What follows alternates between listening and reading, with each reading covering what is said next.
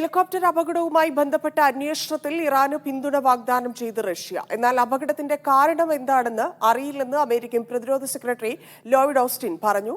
Israel സംഭവത്തെക്കുറിച്ച് പ്രതികരിച്ചിട്ടില്ല. ഇതിനിടെ ജൂൺ 28-ന് പുതിയ പ്രസിഡന്റ് തെരഞ്ഞെടുപ്പ് നടത്താനുള്ള ഒരുക്കങ്ങളുമായി സുപ്രീം ഇലക്ഷൻ കമ്മിറ്റി നീക്കം ആരംഭിച്ചു. MCA നാസർ ചേരുന്നുണ്ട്. നാസർ, ഒരുമിച്ച് ഇല്ലാതായിരിക്കുന്നു, അതും നെഞ്ചുവിരിച്ച് മുന്നിലുണ്ടായിരുന്ന രണ്ടുപേരാണ്. എങ്ങനെയാണ്, പ്രത്യേകിച്ച് ഇതിൽ പിന്നിൽ ഒരുപാട് വിദേശ ഇടപെടലുകളെ കുറിച്ചൊക്കെയുള്ള സമൂഹ മാധ്യമങ്ങളിലൊക്കെ അത്തരത്തിലുള്ള വാർത്തകൾ വരുന്നുണ്ട്. ആ ഇടപെടലുമായി ബന്ധപ്പെട്ടൊക്കെയുള്ള അന്വേഷണങ്ങളാണോ ഇപ്പോൾ നടക്കുന്നത്? എന്താണ് ഇറാനിൽ നിന്നുള്ള ഏറ്റവും പുതിയ വിവരങ്ങൾ? ധന്യ, തീർച്ചയായിട്ടും വളരെ ശക്തമായിട്ടുള്ള ഈ മേഖലയെ സംബന്ധിച്ചിടത്തോളം ഏറ്റവും കരുത്തരായിട്ടുള്ള രണ്ട് നേതാക്കൾ തന്നെയാണ് വിടവാങ്ങിയിരിക്കുന്നത്. ഒന്ന് ഇബ്രാഹിം റയീസിയാണ്, അതോടൊപ്പം തന്നെ പ്രാധാന്യമുള്ളതാണ് ഇറാൻ്റെ വിദേശകാര്യമന്ത്രിയായിരുന്ന ഹുസൈൻ അമീർ അബ്ദുല്ലാഹിയാൻ. ഈ രണ്ടു പേരെ സംബന്ധിച്ചിടത്തോളം നയതന്ത്ര രംഗത്ത് അവർ നടത്തിയ നീക്കങ്ങൾ ഈ ഗൾഫ് മേഖലയെ സംബന്ധിച്ചിടത്തോളം വലിയ തോതിലുള്ള ഒരു സമാധാനത്തിലേക്ക് ഇതിനെ കൊണ്ടുവരുന്നതിൽ നിർണായകമായിട്ടുള്ള ഒരു പങ്കുവഹിച്ചിരുന്നതിൽ ഏറ്റവും പ്രധാനം സൗദി അറേബ്യയുമായിട്ട് കൈകോർക്കാനുള്ള റയീസിയുടെ തീരുമാനമായിരുന്നു.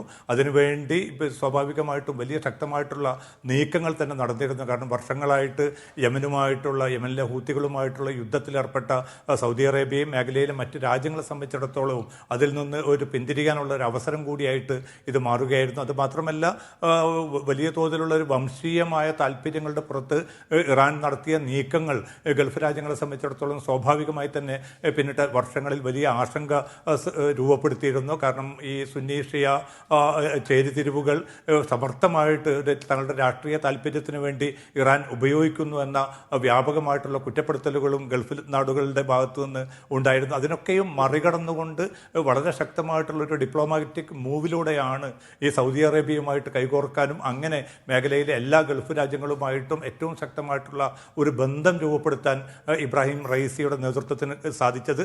അതിനെ ഏറ്റവും കൂടെ ശക്തമായി തന്നെ നിലയുറപ്പിക്കാൻ ഹുസൈൻ അമീർ അബ്ദുല്ലാഹിയൻ എന്ന വിദേശകാര്യമന്ത്രിക്കും സാധിച്ചു. ഈ രണ്ട് പേരുടെയും വിയോഗം സ്വാഭാവികമായിട്ടും ഈ മേഖലയിലുള്ള ഇത്തരം ഡിപ്ലോമാറ്റിക് രംഗത്തുണ്ടാക്കിയ ആ വളർച്ചയിൽ നിർണായകമായിട്ടുള്ള പങ്ക് തന്നെയാണ് അവർ നിർവഹിച്ചിരിക്കുന്നത്. സ്വാഭാവികമായിട്ടും അതിൻ്റെ തുടർച്ച എന്ന നിലയ്ക്ക് പുതിയ പ്രസിഡന്റ് ഏറെക്കുറെ അധികാരം ഏറ്റെടുത്തു കഴിഞ്ഞിരിക്കുന്നു. 50 ദിവസത്തിനുള്ളിൽ പുതിയ പ്രസിഡന്റ് തെരഞ്ഞെടുപ്പ് നടക്കാനിരിക്കുന്നു. ജൂൺ 28 ഇപ്പോൾ തെരഞ്ഞെടുപ്പിന് വേണ്ടി ഇലക്ഷൻ കമ്മിറ്റി കണ്ടിരിക്കുന്ന ഒരു തീയതി. അതിനു മുമ്പ് തന്നെ ഒരുക്കങ്ങൾ നടക്കും. പക്ഷേ ഏറ്റവും പ്രധാനം എന്നത് റയീസിയുടെയും അതോടൊപ്പം തന്നെ ഹുസൈൻ അമീർ അബ്ദുല്ലാഹിയൻ്റെയും കബറടക്കം ചടങ്ങാണ്.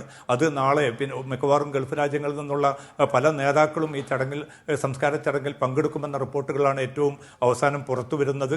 സ്വാഭാവികമായിട്ടും അതുമായി ബന്ധപ്പെട്ട നടപടിക്രമങ്ങളും മുന്നോട്ട് പോവുകയാണ്. ഒരു രാജ്യത്തെ സംബന്ധിച്ചിടത്തോളം ഇപ്പോൾ അവരുടെ പൂർണ്ണമായിട്ടുള്ള ശ്രദ്ധ ഈ സംസ്കാര ചടങ്ങുകളായിരിക്കും. പക്ഷെ അത് കഴിഞ്ഞാൽ നേരത്തെ ധന്യ സൂചിപ്പിച്ചതുപോലെ സ്വാഭാവികമായിട്ടുള്ള ചില ആശങ്കകൾ, ചില ദുരൂഹതകൾ ഈ ഹെലികോപ്റ്റർ അപകടവുമായി ബന്ധപ്പെട്ട് സമൂഹ മാധ്യമങ്ങളിൽ മാത്രമല്ല ശക്തമായി തന്നെ പല രാജ്യങ്ങളുടെയും ഭാഗത്തു നിന്നും അത്തരം പ്രതികരണങ്ങൾ വരുന്നുണ്ട്. കാരണം ഈ പ്രതികൂലമായിട്ടുള്ള കാലാവസ്ഥയും വളരെ വേറിട്ട ഭൂപ്രകൃതിയും ഒക്കെ അപകടത്തിന് ആക്കം കൂട്ടിയിരിക്കാം. പക്ഷേ അതിലപ്പുറം 2 ഹെലികോപ്റ്ററുകൾ വളരെ സുരക്ഷിതമായി ആ പ്രദേശത്തുകൂടെ സഞ്ചരിച്ച് സുഗമമായി തന്നെ തിരിച്ചെത്തിയ സാഹചര്യത്തിൽ എന്തുകൊണ്ട് ഇറാൻ പ്രസിഡന്റും അതോടൊപ്പം തന്നെ വിദേശകാര്യമന്ത്രിയും മറ്റ് മൊത്തം 9 പേർ ഉൾപ്പെട്ട ഒരു വിമാനം, അതും ഏറെക്കുറെ സുരക്ഷിതം എന്ന് ഇറാനിയൻ സേന തന്നെ അവകാശപ്പെടുന്ന ആ ഒരു ഹെലികോപ്റ്റർ മാത്രം അപകടത്തിൽപ്പെടുമ്പോൾ സ്വാഭാവികമായിട്ടുള്ള ചില സംശയങ്ങൾ, ചില ദുരൂഹതകൾ നിലനിൽക്കുന്നുണ്ട്. അതുമായി ബന്ധപ്പെട്ട